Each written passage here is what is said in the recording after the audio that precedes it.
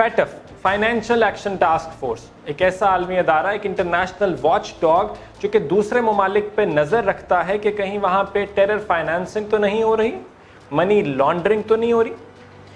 पाकिस्तान बदकिस्मती से 3 दफ़ा अब तक FATF की ग्रे लिस्ट में आया।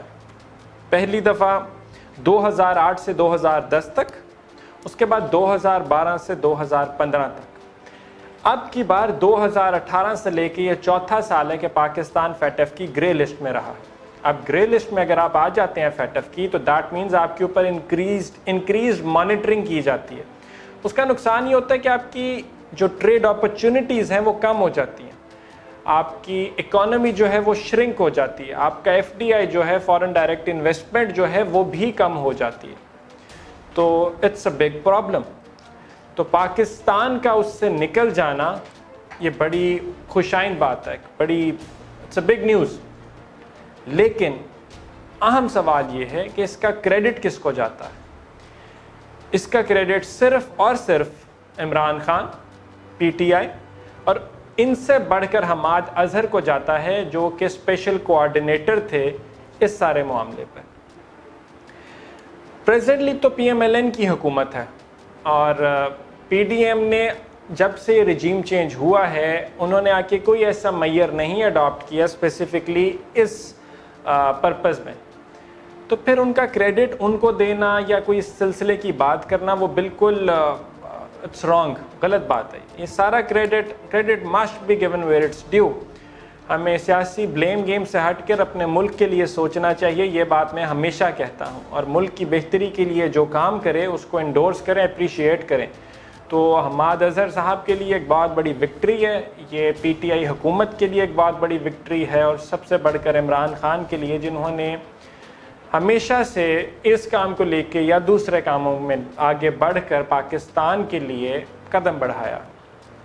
बनाई से दूसरे काम, तो इसमें वो फिर नामूस रिसालत वाला पॉइंट भी मेरे माइंड में आया था, इसलिए आई एडेड दैट। उसके अलावा और चीज़ें भी हैं, लेकिन मैं ये सिर्फ 1-2 चीज़ें आपके साथ कोट कर रहा हूँ। अच्छा, 1-2 चीज़ें जो कि मैं डिस्कस करना चाहता हूँ इसके लिए, जो कि मैंने अभी पहले भी की हैं। पाकिस्तान जब पहली दफ़ा FATF ग्रे लिस्ट में आया था, तो क्यों आया था? वो एलिजिडली इस वजह से आया था कि पाकिस्तान टेरर फाइनेंसिंग को और मनी लॉन्ड्रिंग के लिए जो एडिक्वेट मैयर्स किए जाने हैं उनको पूरा नहीं करता। तो पाकिस्तान के अंदर ऑब्वियसली जब टेररिज्म के इतने ज़्यादा इश्यूज़ क्रिएट हुए, ये रीजन ही इतना ज़्यादा वॉलेटाइल है, ख़ित्ता इतना ज़्यादा, मतलब कि यहाँ पे टेरर आउटफिट्स इतने ज़्यादा, और पाकिस्तान ने उसको बहुत ज़्यादा फेस किया है, तो ये फिर इशू तो ऑब्वियसली बनना था।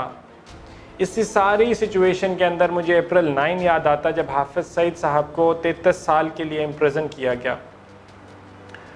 That was also one of the factors in this FATF grey list से निकलने में। ये एक बड़ा इंपॉर्टेंट पॉइंट था, तो उसको ये भी अप्रैल 9 की बात है, कुछ ज़्यादा पुरानी बात नहीं है। ओवरऑल अगर आप FATF ग्रे लिस्ट में रहते हैं, तो लाइक आई स्टेटेड बिफोर, आपकी इकॉनमी के ऊपर बहुत बुरे असरात पड़ते हैं। हमारी इकॉनमी जो इतनी ज़्यादा गिरी हुई है, उसमें one of the factors, not all, but एक फैक्टर ये भी है, जो आपकी फॉरेन डायरेक्ट इन्वेस्टमेंट होनी होती है वो भी कम आपकी ऑब्वियसली जब हो रही है, तो आपकी जब ट्रेड अपॉर्चुनिटीज़ कम हो रही हैं, जब आपकी इकॉनमी श्रिंक कर रही है, तो ये सारे मामला जो हैं आपकी मुल्क की मईशत को गिराने में बड़ा अहम किरदार अदा करते हैं।